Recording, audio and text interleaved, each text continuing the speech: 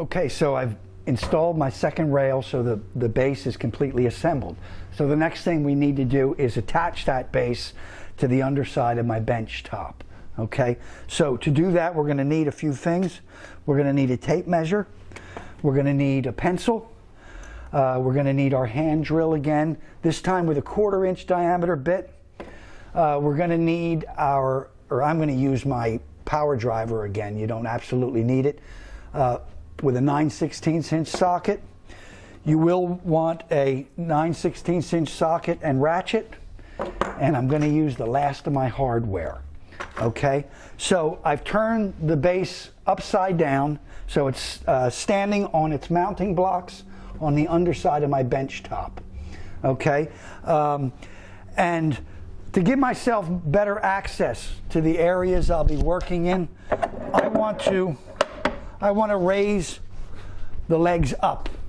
So I'm just going to depress that pedal with my thumb and lift it up so that I'm up by the same amount at each end. Okay, and I think I am.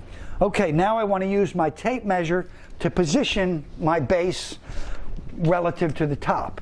Now in my case, I want the base to be centered in both the length and width of the top.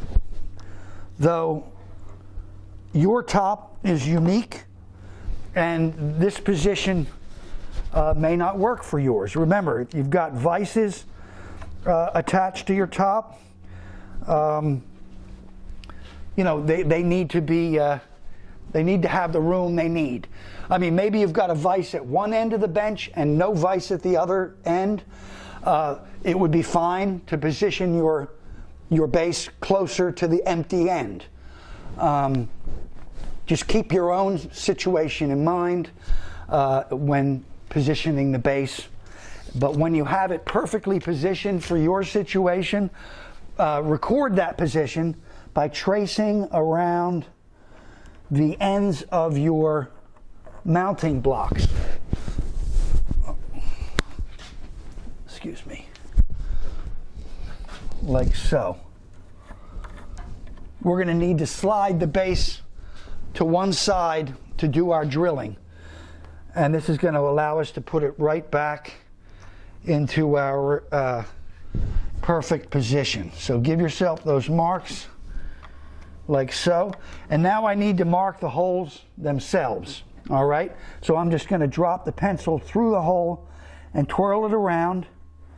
And in so doing, I'm tracing the top of the hole, just like that. Okay? Now, you don't need to see me do that at the other end. Assume I have. At that point, I will slide this out of the way, and I'm going to grab my drill. Now, I've got a 1/4 inch bit installed, and you can see I've given myself a depth gauge in the form of some more red tape. Now, given the thickness of our mounting blocks and the length of our lag screws, I've set this back by 1 1/8 because that's how far it's going to protrude through the mounting block. Now, these are 2.5 inch by 3/8 inch diameter lag screws.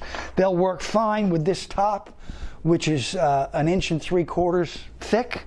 Now, if your top is substantially thinner, if it's below 1 1/4 inches, you'll want to get some shorter lag screws.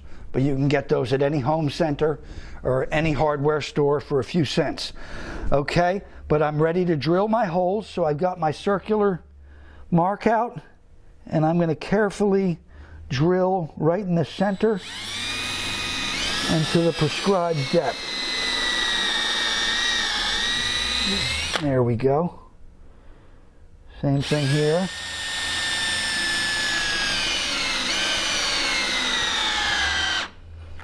Oops. Well, getting low on juice here, but that's all right. You know what? You don't need to see me do that at the other end of the bench, so that'll be fine. What I'm going to do, you don't have to do this, but I think it's going to make the final installation of the lag screws easier if I tap these.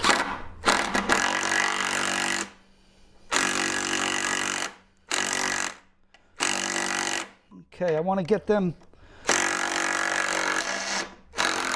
well started.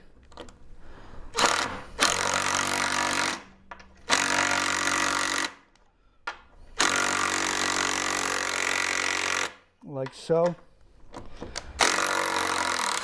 Okay, and assume I've done the same thing at the other end of the bench, and I'm going to slide that back into my perfect position like so.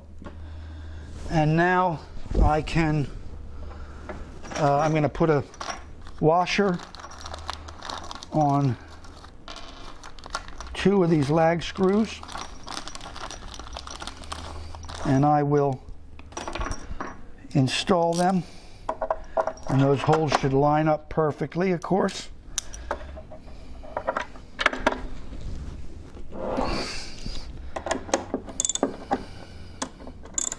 And I'm going to do this with my ratchet and socket because I think it'll be gentler on the end of my bench's panel. So you don't need to see me tighten these completely, but assume that I have, and I've done the same thing to the other end.